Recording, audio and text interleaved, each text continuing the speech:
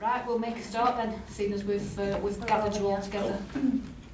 We've got 2 hours, but I have no plans for it to last 2 hours unless you've got lots and lots of questions. So the reason we're here today is to discuss the proposal for a new flexible working time agreement. I'll look at you a lot because I don't want to keep looking at the screen.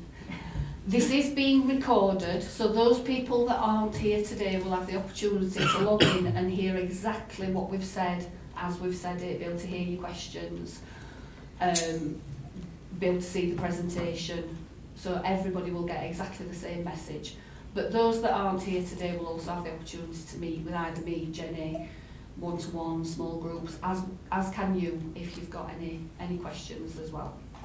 So, hopefully, you've all read that we're putting forward and not just left it sat in your email box. But we have got a time frame that we need to work to as well for this proposal. So you should have all received by email the new flexible working agreement on the 14th.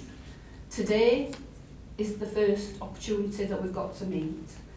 And then from there we've got another 3 weeks?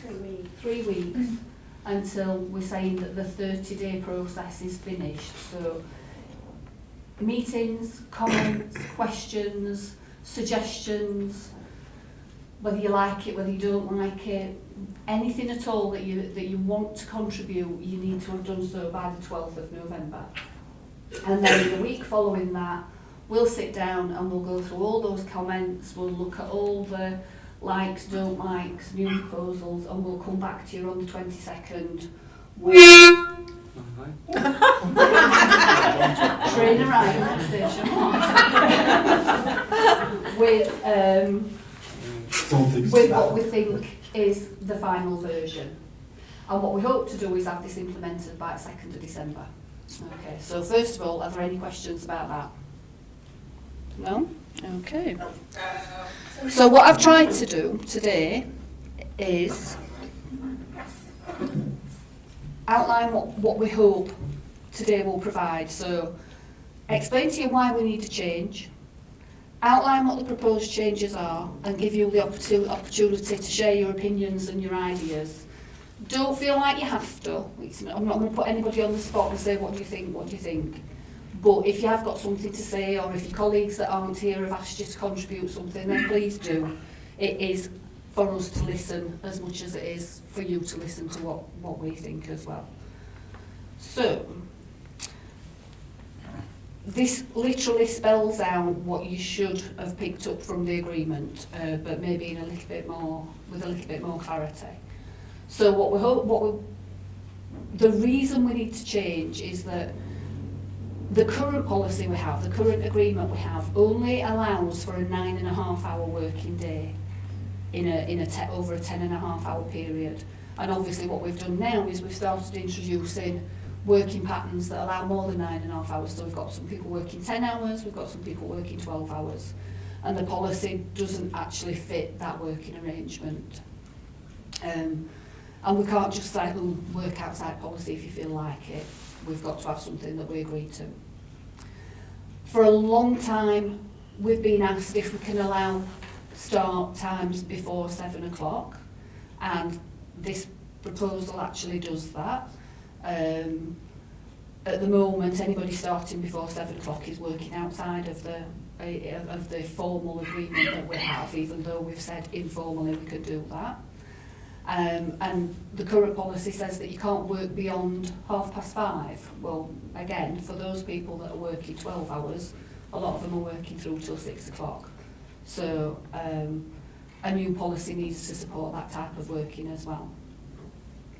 But the other thing the policy doesn't do is it gives you a great deal of flexibility as individuals, but it isn't very clear about the expectation from a management perspective about meeting workload demands at our busiest time. So missing this time basically is what I'm talking about.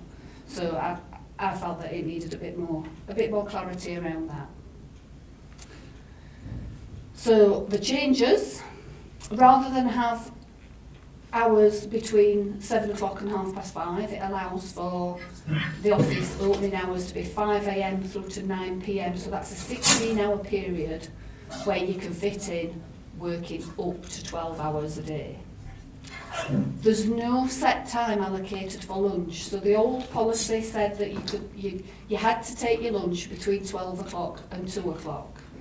But given that if people agree to this, you could be coming in at 5 o'clock, or people could be working up to 9 o'clock if they came in late, you might not want your lunch between 12 and 2. If I was starting work at 5 o'clock in the morning, I think I'd be starving by 10:30 and want something substantial. So people might decide that they want their lunch break, or let's just say a break, outside of those hours, either earlier or later than those hours. So I don't think there's a need to actually specify that it has to be between the hours of 12 and 2. Lunch break has always been specified as a 30-minute break, but to actually comply with working time directive rules, it can be as little as 20 minutes. What we have to do is we have to take a 20-minute break for every 6 hours that we've worked. So if you only work a 6-hour shift, you don't need a break at all. But once you've worked more than 6 hours, you must demonstrate that you've had at least a 20-minute break. So for those people that are working 12 hours, they've got to demonstrate at least one 12-hour break in that period of time, because after they've worked another 6 hours, they're going home, so that's the break essentially. As I say, when you take that break, I don't think is of relevance. It's down to your personal preference. Banking of flexi hours, we've stipulated up to 15 hours in a 4-week period. And the reason we've put 15 hours is that then it means that the people that are doing 12-hour shifts have got the ability to build up a full day's worth of flexi. But it means that anybody can have up to a maximum of 15 hours. It's not pro rata. It's not based on the number of hours you work. It just gives everybody that ability to build up enough to have a full day's flexi, if it should be needed. 12 hours though need to be aware that they can't work more than 12 hours in a day. Yeah. So they're not, sorry. They'd have to come in on a different day. They'd have to come in on a to build it. So like a make-up shift. Another fundamental difference is the agreement doesn't allow for any arrears. 2 years ago we changed it so that we could allow up to 3 and 3/4 hours arrears. The agreement before that didn't allow for any arrears. Personally, I don't think it's working, allowing arrears. It's causing confusion. It's difficult to monitor. So I personally think it needs to go back that you're either as at 0 or that you can bank some hours. And the other thing this does is it says that you don't have to provide office cover. Now, office cover means that you don't have to, if everybody finished at 3 o'clock, I would not have a problem with that. So every coder could get up and walk out at 3 o'clock, and there's no need for a coder to be present after that. Obviously that won't happen because people are working longer shifts, but you could if you wanted to. There's no need for a coder to be there in case a set of notes are asked to be coded, are requested. The clerical team will provide cover for the provision of notes.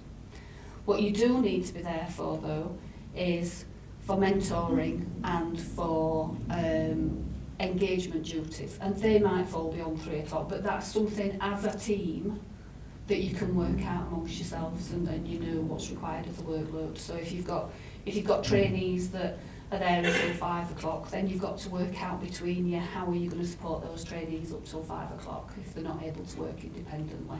So that's the expectation of working beyond core hours. The current agreement says it's relevant for bands 2 to 5. This makes it relevant for bands 2 to 7. So it brings in Jenny, Steve, Alison, Liz, rather than it just being for you guys as coders. I'm still exempt. I promise you I work more than 37.5 hours a week. It allows you to take your flexi in smaller chunks. So in the past, you've had to take at least half a day's flexi to be able to take flexi. It allows you to take a minimum of half an hour and a maximum of 12 hours in a day. So if you should have been going at 3 o'clock and you wanted to book half an hour's flexi so that you could leave at 2:30, you could. Does that mean that we no longer have to have one full day or 3 half days? It does. That's finished now. That would be whenever finished. now. Yeah, Right. that's right. Yeah. Yeah. 90 hours per rota. Yeah. Right. So the difference Yeah. is, it would be, so if you work full time, you would be allowed 90 hours flexi time to take in a whole in 1 year period. If you work it out, that's exactly what you're allowed now. If you're full time, nothing's changed as far as that. It's just the when you can take it that's changed. But it would be pro rata for part-time staff. So, for instance, we'd have to work everybody's allowance out individually. So I think I did like, so if you worked 30 hours, I think I worked it out that you'd be allowed 72 hours flexi over a 1 year period. So in some respects it evens things up. You can only take what is proportionately correct for the hours that you work, rather than saying that everybody is allowed 90 hours regardless of whether you work 7.5 hours a week or 37.5 hours a week. And obviously if you work part-time, then you've got more ability to be flexible in your working pattern anyway. So flexi is supposed to be to support your home circumstances. You need to go to doctors, dentists, things like that. So obviously you've got more of your own time in which to do that anyway. And then I think the biggest change is this next one. What we're suggesting is that in the first, and this is what's confusing as well, because what we've said is in the first week of of a month. Now, that provides confusion regarding, did we mean first week of a 4-week timesheet period, first week of a calendar month? But what we actually mean is missing list week. Now, weeks don't always start on the first of the month, so I've put some examples in there. So had this policy been up and running now, what we would have said is that during the week commencing 30th of September, that we would have wanted you to comply with your contracted hours. So if you've got a contract that says that you work 30 hours, that you actually comply with 30 hours. Now, what we're not saying is that you can't book holidays. So you could book 15 hours a holiday, but we'd want you to actually physically work 15 hours as well. Not come in at 10 and go home at 3 and work 10 hours essentially, because that's what you could do with flexi policy if you were only working 4 hours. So what we can do at the beginning, what we can do for now until time immemorial, is we can actually specify which weeks they would be. And I wouldn't want to say it would be the 5 days of missing list, because that will often cross over weeks as well, and that would make management of it really difficult. So we can actually be very specific about which weeks we're talking about, and you can know years in advance, because the calendar ain't going to change. One thing about, if core hours are 10 till 3, Yeah, and you want to take half an hour flexi, yeah. you couldn't go at 2:30. You could, because You you're could, booking because you're flexi. booking Yeah. flexi. Just wanted to clarify. It's always been that. It's hasn't yeah. it? You'd still have to do an email to say, can Yeah. I take Yeah. 30 Can't- minutes flexi, and then it'd be took off your total. Yeah. So then you'd have 85. Yeah, you've if still you got- put Because you've time. got to ask first. You Yeah, can't just. you can't just take it. Yeah. No, but you That's- can at 3. Say if you work Oh, well yeah. half 3. Yeah, Yeah. yes, you can. You which- don't have to ask then, No. do you? Because it's out of your core no, hours. which Yeah. people do now, don't Yeah, they? You don't yeah. have to ask permission. Yeah. Yeah. Yeah, once you've done core hours, that's it. If Whereas you want. before, like Alison's saying, just going at 2:30 instead of 3, that at one bit was classed as half a day, whereas Yes. it's not now. No, it's is just it? took off your total. So, Yeah. I just Yeah. wanted to. Yeah. Okay. And then what is not changing is core hours. We're still saying core hours would be 10 o'clock while 3 o'clock. And we're not changing anything around the concessionary breaks. So at the moment we have two 15-minute concessionary breaks. Traditionally they're at 9:30 and at 2 o'clock. I need to ask a question about that as well. Just when a you said second. that. And we've no intention of changing that. But what the policy does say is if that you want to take your concessionary break outside of those times, then you agree with your team leader. So if you decide you want your breakfast at 9 o'clock, talk to your team leader. But the reason for those concessionary breaks is to take a break from staring at a screen. So, Which is why you can't tag them on. yeah, so we've also stipulated that you can't tag them onto your lunchtime, you can't, arrive immediately and take your 15 minutes because at that point you're not taking a break from your display screen because Yeah. you've not been sat at your display screen. That's the reason it were introduced in the first place. It's a health and safety reason for having it, not to extend your breaks. Which brings me on to the question Yeah. about your comfort breaks. Yeah. I don't know whether this still stands, and I'm still thinking way back, that you could have the break but you weren't allowed on the internet on a works computer. I would still say that in your concessionary breaks that you should not be using the internet Yeah. on a works computer in that concessionary That's what I'm- break. That's something we've always had. The whole point is that you're taking a break from the screen. Yeah. I can't control whether you then sit there on On your your phones. phone. That's your choice. Yeah. But it would be silly of me to say that the whole purpose of the break is to take a break from the screen and then sit there and stare at a screen for the next 15 minutes. It's to take a break, it's to get up, it's to move around, it's to get something to eat, it's to stretch your legs. Your lunchtime, if you choose to use a works computer to go on the internet, no objection to it all. But in your concessionary break, you shouldn't be using the internet. Okay. So, questions, suggestions, comments, complaints, I've got- anything you like. So is the office Monday to Friday, or is the office 7 days a week? We are not officially providing a 7-day service, but we have said that you can work some of your contracted hours at weekends. But by the end of your 4-week period, Yeah. you can't be in debit to go onto your next timesheet. No. It's got to be worked up. Yes. So there's no carrying, but you can credit forward, Yeah, you can. but yeah. not debit forward. You can't debit forward, you can credit forward. Yeah. So you can credit by 15 hours, but you can't debit by anything at all. Yeah. You've got to be in parity with what your contracted hours If are. you're struggling to get into correct hours, you can still speak to your team leader and we can look at it.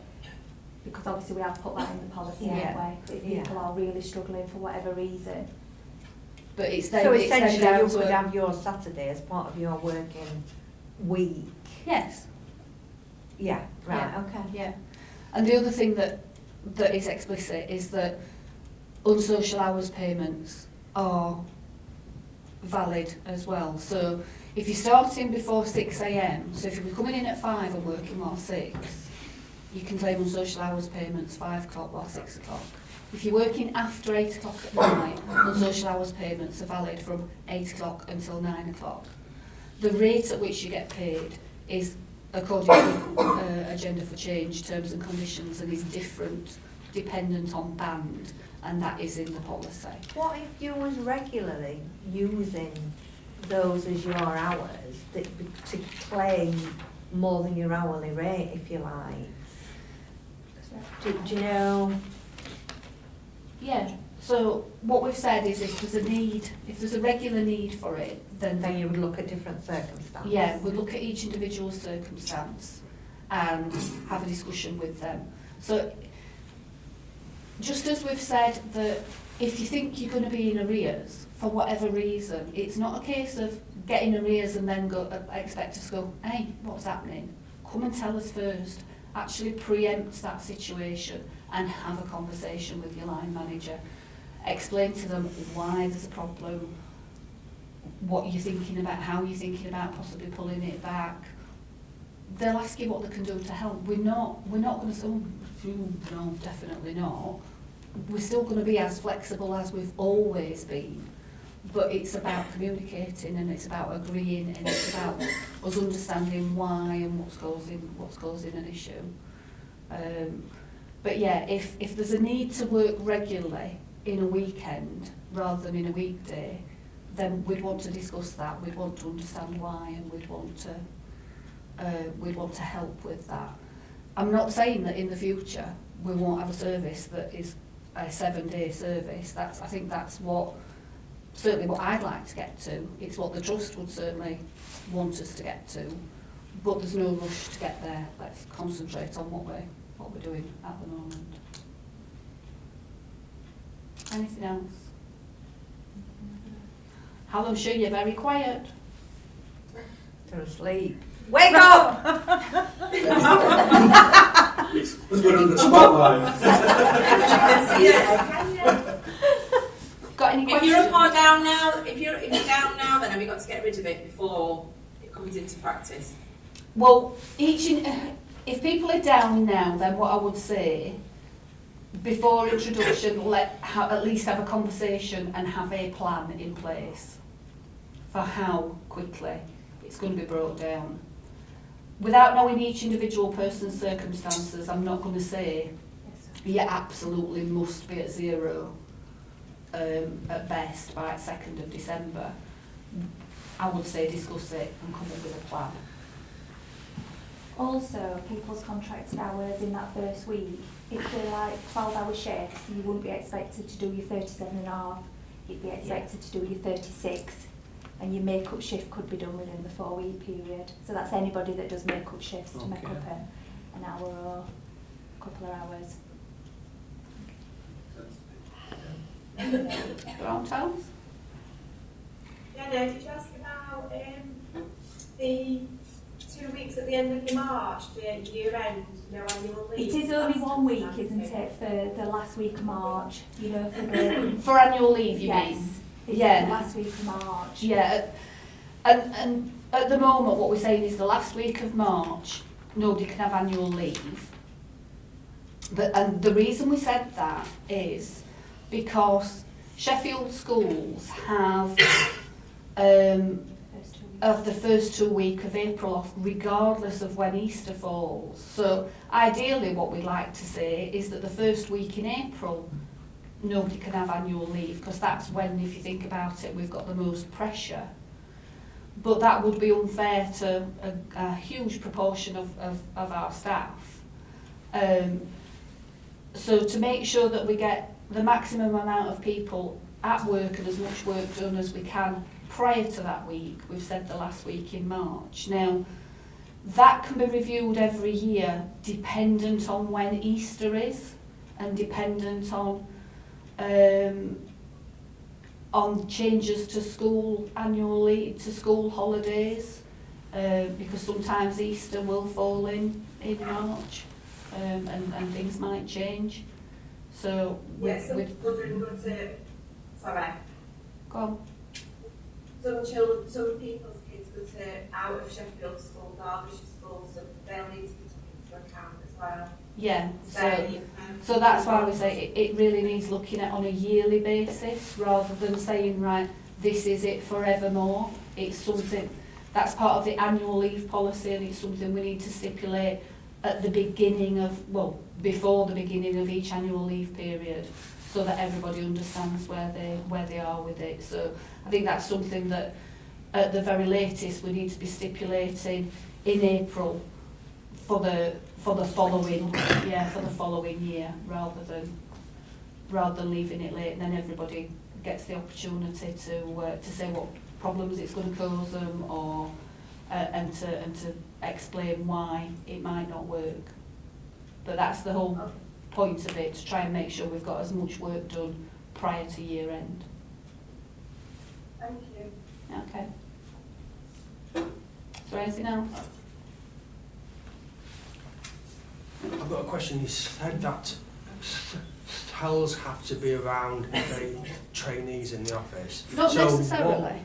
Well, I was like thinking, what happens if a tell likes to leave at 3 in the afternoon, where a trainee, you know, Yeah. much later on?